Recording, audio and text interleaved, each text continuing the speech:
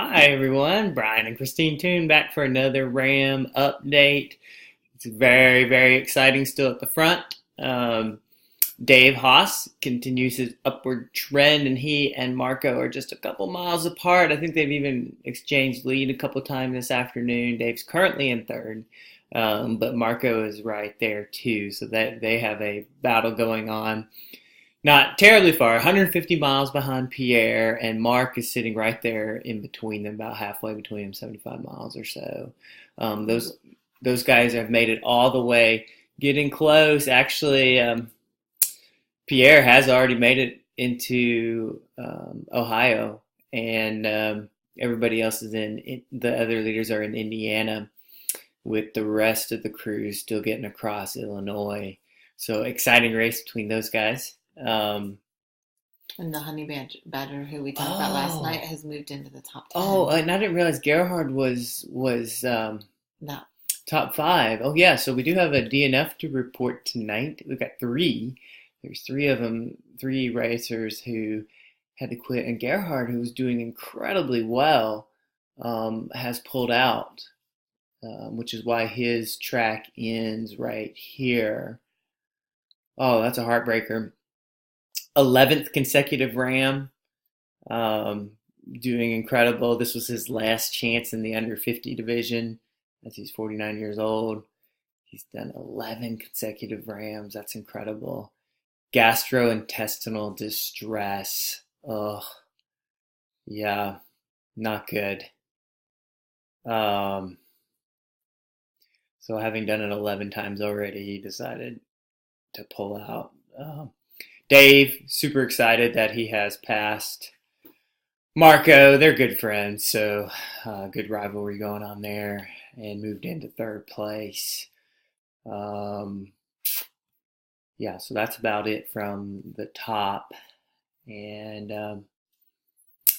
I guess while we were talking about it, there was some other DNFs earlier today. And as we're scrolling down here, I want to talk about one thing called Shermer's Neck, because they had posted a really good picture so today.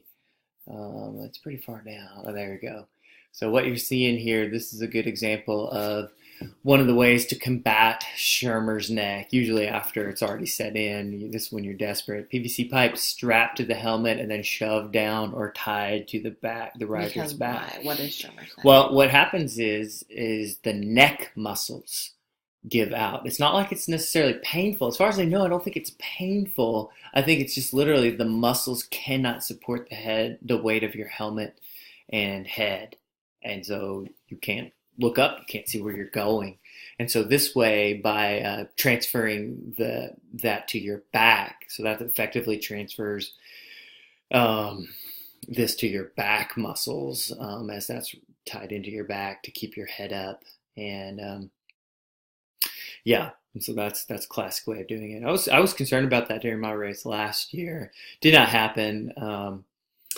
I'm pretty sure the reason why is because my backpack. I train with a backpack all the time, and you wouldn't think of the connection, but I think when you are wearing a backpack, it tenses up those neck muscles a bit.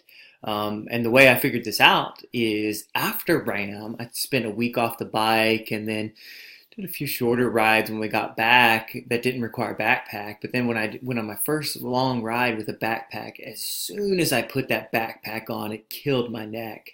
And so that means clearly my neck muscles were indeed stressed during the race, not to the point of Shermer's neck.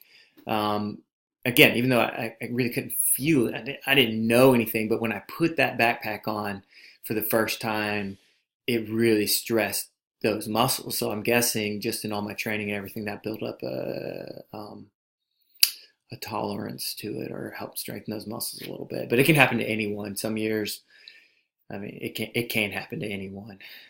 So it's a bit like cramps, a bit of a mystery. Scroll on down. Oh yes, and so two more DNFs. Aski Sorby, the youngest rider in this year's RAAM. I think he's in his 20s. The heat and humidity got to him. And I want to talk about that when I get to Eric, too, in just a second. But apparently this was just massive headaches, overheating, and I can totally relate to that. So Good call. He'll get back. He'll come back another year, I'm sure. He was doing well. And then another rider, Stefan Schlegel, who was having some severe pains. Um, they don't go into a lot of details with that, I don't think, or not in I this think he was book. having knee pain. Knee pain, okay. And so rather than risking permanent damage, he decided to pull out. Okay, so let's switch over and talk about Eric, who's doing really well. I did notice one post here. Um, Up here. Oh, yeah. Hey! Look at that picture. Do you remember? I do. I Do remember. you remember? Was that your favorite part of the country? Yeah, this is Missouri. This is actually on US 50. This is not the really bad part. Remember, that was one lane each way. Right. But this was getting I don't to think that. there was any part of Yeah. Missouri that you. Actually, I think this was near Red Bull. So we keep Mania. alluding to that. So Yeah. at some time, I would swear it was somewhere around 3 a.m. You were barely staying awake. Yeah. Maybe even 4. Maybe Yeah, I think it was closer to dawn. Yes. It was closer into dawn, but yeah, I was super sleepy. We couldn't figure out how to keep you awake, and so Luke Caldwell said, "Hey, has he ever had a Red Bull? Let's give him a Red Bull." And Brian, to that point in his life, had never had a Red Bull, and so we put it into a bottle and handed it to him, and the effect was immediate. Yeah, pretty quick. Sugar and everything, and caffeine, and then I just kept on asking for more and more of them, calling it the nectar of the gods and everything else. I was just so over the top. I was flying along at maybe 15 miles an hour, but he was doing good. Although we overused the effect Yes, of Red Bull, yes. I think we probably gave him 3 Red Bull more or less back to back, Yeah. and then the crash a few hours later. Yeah, it was kind of rough because it brutal. also coincided with when this road here, the US 50, went down from the 4 lanes that you see here was nice, not very stressful, to the same number of cars on now a 2-lane road, one lane each way with an awful shoulder. The shoulder doesn't look great here, but the shoulder up above is where it switches down to 2 lanes is very narrow and still has that rumble strip. And in any case, it was just very stressful. I did not like this part of the race at all. This year, they have heat. I mean, it was hot for us too, but it was on the cooling trend. After all of our heat out west, it was starting to finally cool off and eventually rain. It rained a lot once it got into really Ohio. It was just a little ways on up, but this year the hot temperatures have held off until now, and so now they've got the heat and humidity. And this update from Team E, from Eric's team, saying that yeah, it was a really tough day with all the rollers and the humidity. Oh, and I guess part of this too was by the time I made it to Camdenton, I don't think this picture's near there, but I'm not 100% sure about that because I hit that stretch at night, so I'm not sure how else all fits in. But I did get to Camdenton at night, and I remember that because I talked to my good friend and bike shop mechanic Craig Tamborello for like an hour, trying to stay awake, but then also just sharing about the race. And it was one of the highlights of the race. I was just having a blast. It was on these steep rollers that they were talking about here, and I absolutely love those rollers. It was super fast, and then I didn't care how slow I was going on the hill, but I just loved the fact that I could go fast again instead of this silly 20 miles an hour forever stuff, like going to 40, 45, 50 mile an hour sections. So that was awesome. But I couldn't imagine doing that in the day, I guess, especially with heat and humidity. That'd be rough. So anyway, Eric he's plowing along though, doing really well. Let's look at the flow for the 50 to 59 group, which is what Eric is in. And he had pulled out from this pack, but it looks like he's getting a little bit, the rest of they're getting a little bit close again here. And then these guys have kind of separated themselves out, with the Honey Badger moving all the way up into 8th place overall with his sleep strategy, and he is sticking to that.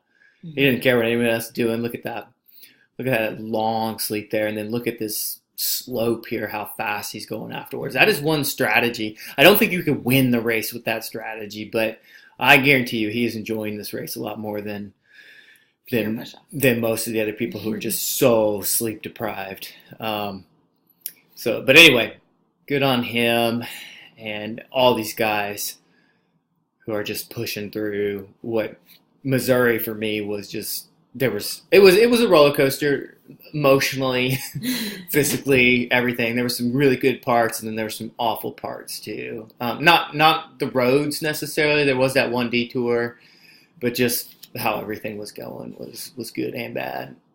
Went across Missouri. As far as the route goes, I do want to show you that real quick too.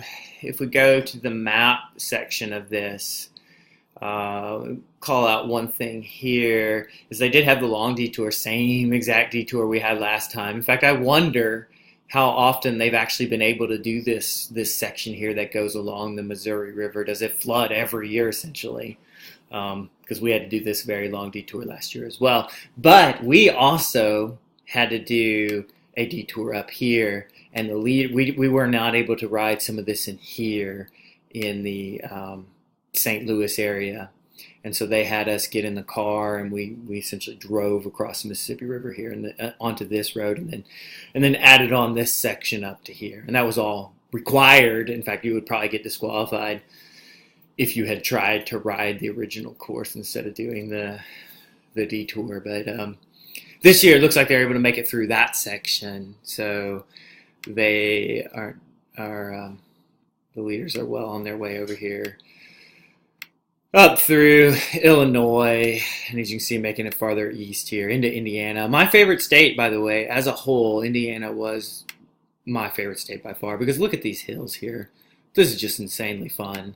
And through here, and of course I've raced several fun races in here and around here, and yeah, it was just, everything came together for Indiana to be a really good state for me.